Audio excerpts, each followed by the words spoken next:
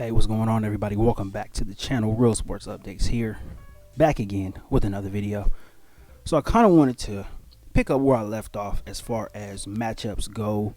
Now that we know what the schedule looks like, I wanted to pick up where we left off with the matchups, and I covered the week 1 against the Raiders. I gave my prediction. I kind of broke it down, position group by position group, and I'm going to do the same thing here week 2, right? So this is going to be a short week for the Chargers, right? Going from week 1 to week 2.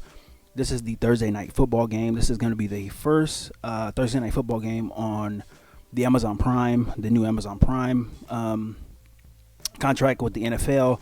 And this is going to be a very heavily touted game. It's going to be heavily marketed as well, too. And it's going to be a very good matchup. So I kind of wanted to jump into that. I'm going to cover different position groups. And I'm going to give my opinion about who pretty much wins the matchup and ultimately who will win the game. So I wanted to get into first the Kansas City defensive line against the Chargers offensive line. Now, you're a Charger fan, you already know Chargers upgraded the offensive line. Obviously the process started last season, but now it's starting to come to fruition now. Chargers draft Zion Johnson, right? First round 2022 NFL draft. So the 4 positions along the offensive line, left tackle, left guard, center, right guard, all of them have been, covered, right? They're all going to be played at a very high level this season. The only question mark left is the right tackle, right? We all know this. There's probably going to be a position battle in training camp. Storm Norton, Trey Pipkins, I already made a video about it. If you want to go back and watch it, you can. Now, what I'm getting at here is the Chargers offensive line has a decided advantage against the Kansas City defensive line, and I'm going to get into it right now. So the Kansas City defensive line, right? I'm only going to cover their best players, right? I know as far as depth goes and all that stuff, I'm not really going to cover it, but I want to cover their best players, right? So obviously their best player on the defensive line is Chris Jones, right? And he is their best player by far. Now, as far as rushing the passer from his position, he is one of the best in the league, right? He is up there with the Fletcher Cox, right? And he's behind obviously Aaron Donald, but he is up there, right? He is one of the elite players at his position. He is clearly the best player on this defensive line. Now, last season we seen, right, Chris Jones can get lost at some times, right? He can pretty much disappear from a game in one way or the other, right? If he is not rushing the passer, he can disappear from the game, and I think that's where his strength lies. He is a premium pass rusher from his position, right? He doesn't he can play the run, but he really doesn't play the run at an elite level all game long, right? He can, but I think rushing the passer is really what his strength is. So and even you go to Pro Football Focus, he has an 82 grade, right? That is a really good player. That's a damn good player. That's a Pro Bowl player, and that's what Chris Jones is, right? He is a Pro Bowl player. He is going to show up pretty much at some point every game. You can count on it. Like I said, he can get lost if he's not rushing, if he's not getting pressure on the passer. He can get lost, and just depending on where the Chiefs put him, right, the defensive coordinator Steve Spagnuolo, he doesn't always put him in the best positions for him to have success sometimes, and that's a part of the reason why I think he gets lost at some periods. But we'll see how they adjust this coming season. They are going to need him to be really, really disruptive for the Chiefs defense. If he's not disruptive up front, this Chiefs defense is going to struggle big time. Big time. You can go and look at their depth chart. You can look at everything that they have, and they got some talented guys, but as a unit, they are going to struggle if they do not bring it up front. And if Chris Jones does not have a all-pro season, then I think this can be Kansas City can have one of the worst defenses potentially in the league, right?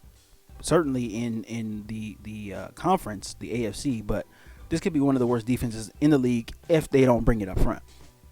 Now, Frank Clark is another big name that they have up front, but Frank Clark did not have a great season last year. His Pro Football Focus rating is a 54, and that is a very, very low rating for a guy who's getting paid that much money. Again, he is, even though he plays, the defensive end position, he's kind of similar to Chris Jones. If he is not getting pressure on the quarterback, he's not really doing anything. And he is a guy, he can get lost a lot as well, too. He doesn't play the run very well. He's usually the guy lining up in the wide 9 position. And, if he's not getting off the ball quickly, if he's not able to quickly bend and, put that immediate pressure on the quarterback, he can get lost because he does not play the run very well. He doesn't set the edge very well. It's kind of the opposite of the Khalil Mack video that I made a couple of days ago. He's not a guy that gets to the edge and sets it very well. He is kind of a one-trick pony. And if he's rushing the passer and if he's making plays in the backfield, he's great. But, if he's not doing that, then, again, he can get lost. And, offenses are not really going to have to go all out to game plan to stop him, right? Now, he can be lethal in some situations, right? Some crucial third downs, he can get to the quarterback and he can cause havoc. But, throughout the game, he's a guy, he can get lost very, very, very quickly. Now, the Chiefs, they addressed their pass rusher situation. They drafted George Karlaftis. He's a rookie out of Purdue, I believe. And, he was a guy that I believe, he had a first round grade, but I didn't see him as a first round pick. He was good in spots, but going up against other good Big Ten teams, he didn't flash, right? Michigan's, Ohio State's, he didn't flash to me because he was not able to beat, tackles at the big schools, right? The 4 and 5 star tackles, right? The guys who you're going to be lining up against in the NFL. He wasn't great against the big teams, against the big schools. And, you don't have to be like, the greatest thing ever and putting up all these great stats, but you have to show a propensity to be able to beat, the guys who are going to be playing in the NFL, the guys who are going to be drafted. And he was not able to show that, here and there, every now and then. But as far as him being consistently great and consistently beating guys who he's going to be playing against at the next level, it wasn't there for me. So I was surprised that he was a first round pick, but we'll see how he turns out. Obviously, the transition from college to the NFL is different. Everybody handles it differently. He might be good, but just for me, seeing him beating better tackles, right, and not even elite tackles, but beating better offensive linemen, it just wasn't there. He really doesn't have the speed to get around, I think, the better tackles in the league. Like, if he's on Rashawn Slater's going to eat this dude alive, and he is going to pancake him all game long because he doesn't have that speed to really turn the corner and really put the pressure on that offensive lineman, to make him lean a little bit, to make him come out of his stance, to make his technique go down a little bit just by the pressure that's being applied by him. I really don't see that from him. So, like I said, we'll see what happens. But to me, I don't think he's that guy. So I'm not going to, I'm not going to present him as a problem for the Chargers offensive line in week 2 because I just don't see that. Now, the other defensive tackle, Derek Knotty, I believe he's number 91. He plays opposite of Chris Jones. His Pro Football Focus rating is a 52, and he is a guy, he does not stop the run very well either. And I think this is going to be a theme for the Kansas City Chiefs and their defense. They are going to struggle because they are not going to be able to get a push up front. And that is the most important thing, right? If you are putting together a defense that you want, to be Super Bowl worthy, right? To be able to get you to the Super Bowl, to be able to, stop opposing teams, right? To be able to stop a Chargers, to be able to stop a Bengals, to be able to stop a Bills, you have to be stout up front, and that's where it starts. And to me, the Chiefs are not stout up front. They have a superstar player up front, but he's not enough. You need other guys around him to kind of support him and to kind of be able to do, similar things that he does, right? Obviously not as at a Pro Bowl level like he does, but you need other guys, right? You need your other nose tackle to be able to be stout in the run game. And this is where the Chiefs are going to struggle. And they struggled last year too. I don't know if anybody remembers that Thursday night game when the Chargers blew that lead to the Chiefs. It was later in the season. the Chargers ran the ball for like, I think like 180 yards or something like that on the ground, and it was in the third quarter. They just kept running and running and running and running. I think they ran it like 6 or 7 times straight or whatever, and the Chiefs could not stop it. They could not stop it. That's going to be an issue because they really haven't addressed that. This is the same defensive coordinator, right? It's the same scheme. They haven't addressed that yet. They have a bunch of guys on this defense, as far as the linebackers and the DBs go. They have, smaller, faster guys. So they have kind of prepared to play a style that is going to try to shut down offenses through the air, right? They're going to try to shut down the linebackers are, decent. Willie Gay, I think Nick Bolton, they're decent in coverage, right? They are athletic. They can stay with some running backs. They can play zone coverage very well, right? And then they're pretty good blitzers. But they are not going to be able to really stuff any team's run. And I think that's where they're going to struggle. They're going to struggle with the run game. And I think the Chargers have a very, very, very huge advantage when it comes to this, because if the Chargers don't want to go out there and throw the ball a bunch, they're going to be able to hand it to Isaiah Spiller. They're going to be able to, hand it to Austin Eckler. They're going to be able to, set up screens, in the backfield for these guys as well, too. The Chargers' offensive line is going to eat, and these guys are not, like I said, Chris Jones is the guy who you want to watch out for. He's the guy that you're going to game plan for. But, inside, right, center, guard, center, guard, I think they're going to be okay with Chris Jones, and I think they're going to be fine. Corey Linsley, obviously the best center in the league. They are going to be okay handling Chris Jones. It's everybody else that's going to have to kind of come up and step their game up, because the Chargers are going to run the ball. I believe they're going to run the ball very, very heavy, especially on a short week.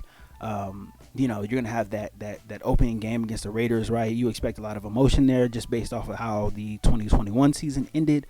So I think they are going to go into Kansas City with the game plan. Let's run it down their throats. Let's beat them up.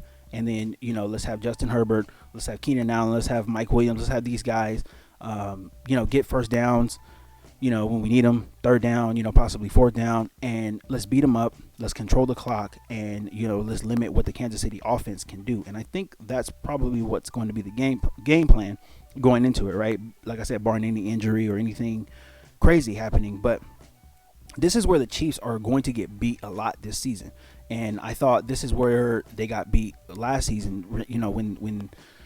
when they did get beat. And, when they had a lot of these close games, it was their defense that really, they did not show that they can stop runs. They really could not stop any running backs as well either. If you look at the AFC Championship game, Joe Mixon really had a good game. The backup behind Joe Mixon as well, Samaje Perine, he had a pretty good game as well too. The Bengals were just able to control the clock and move the ball, and Kansas City struggled up front, especially in the second half. If you go back and watch that game, they struggled mightily in the second half. The Bengals got the run game together. Joe Burrow was dealing, right? He was just doing enough to get first downs, extend the game. It all started up front. They were not able to get pressure. And, the Bengals did not have a great offensive line last year either. So the Chiefs were not able to take advantage of a weak offensive line that the Bengals had last year in the AFC Championship game to get to the Super Bowl. So they didn't really do anything to address this in the offseason. So, again, you're going to have a more improved AFC West, right? The Chargers are better. The Raiders are better. The Broncos are better. This unit for the Kansas City Chiefs did not get better. And I believe it is going to show. Now, I don't think the Chiefs are going to fall off a cliff or anything like that, but I don't think that they're going to be the world beaters that they've been the past, 4 or 5 seasons. I just don't see it. A weak defensive line is not. You're not going to do a whole lot, right? You're not going to be able to, go out on the road and beat the teams that you need to beat with the weak defensive line, with guys not able to get consistent pressure on the quarterback and not able to stop the run. You got to be able to do one of those things really well. You got to be able to do at least one. If you are mediocre at both things, then you're going to set yourself up to get beat a lot, and you're going to set yourself up to have your defense on the field a lot, and Patrick Mahomes sitting on the bench looking at his defense struggling. So I think this is what is going to be in the Chargers' favor in week 2. I think they are going to come out and think they're going to dominate, and I think they're going to try to run the ball as much as they can, right, to take the pressure off of Herbert. The pass rushers are null and void, right? If you are not, getting, like I said, Frank Clark, if he's not getting pressure on the quarterback, he's not playing the run well. And, that's a guy that, if I'm the Chargers, I want to run at him because I know I can take him out of the game if I'm running at him, because if I get, my tackle to come over and pull and, he's in Frank Clark's face, he's not going to win. He's not going to win. He's going to get blown off the ball, and then the Chargers are going to be able to, pick up yards on the ground. So I think this is a decided advantage for the Chargers. The offensive line against the defensive line, very, very, very decided advantage for the Chargers. And I think it's going to be one of those things that is going to be glaring for everybody to see. As much as the media love to praise the Chiefs and Mahomes and all this stuff, everybody's going to be able to see that the Chargers are superior as far as a physical team on the offensive line. And I think they're going to blow the Kansas City Chiefs off the ball. And I think they're going to be able to run the ball as much as they want and do what they want on the ground, right? Barring any turnovers or just general bad play, I think this is going to be an area that the Chargers are going to win in the Week 2 game, the Week 2 matchup. So looking forward to that, and I'm just going based off of all of the stats, all of the play, the PFF ratings, the inability of the Chiefs to address this, in the offseason, right, in the draft, in the offseason, all that stuff. This is it's going to be what it is, right? And hey, I think the Chargers they're gonna expose this unit for the weakness that they are. So, but that's all I got for this video, guys. I will definitely be back. I'm gonna be covering more this Week 2 game. I'm gonna get into other position groups as well too. Possibly touch on the head coaches as well too. But that's all I got for this one. Please, if you are not subscribed to the channel, please consider subscribing. Please give me a thumbs up on the way out if you like this content. Like I said, I will be back with more of this game and a little more other content as well too. But that's all I got for this one, guys. Thank you so much for all the support. I really appreciate it. And until next time.